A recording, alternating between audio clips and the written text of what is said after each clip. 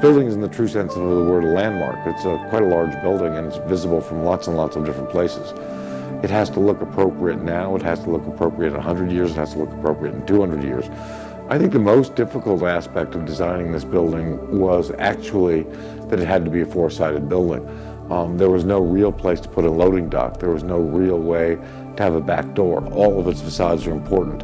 They face the park, or they face major streets in the city of Carmel, or they face the new city center development project.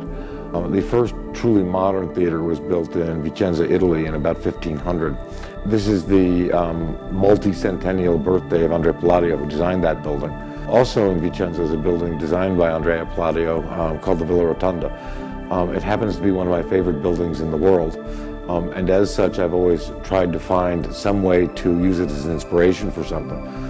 It's a four-sided building and really talks about classicism, and in many ways is the rebirth of one very important form of classicism.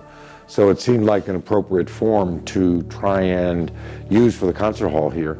Because the exterior of the building is such a rigorous and aggressive geometry, we wanted to use a similar attitude towards geometry in the room itself. It was very important to us to design a room that was different than any room that we had designed before, and really different than any room that existed before. The center of the room is a square which held up by four very large octagonal columns, which really creates the court, if you will, of the activity.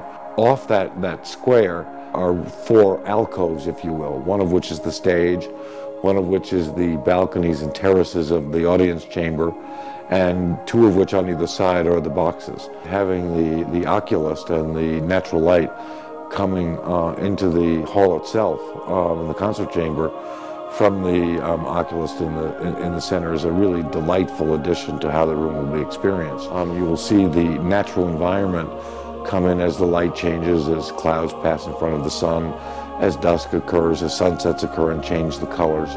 So we really did want the time of day to influence how the room itself felt.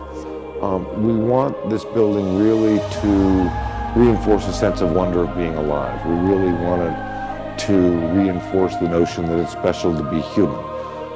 Buildings are very much a frame for memory. When people have wonderful experiences, they frequently recall the space in which it happened. We really do hope that this building is very much an inspiration to all the people who see it and use it for greatness. We think that Carmel has a real understanding of the human spirit, and that this building can become a symbol of that spirit and a focus for the city of Carmel to move forward with that spirit.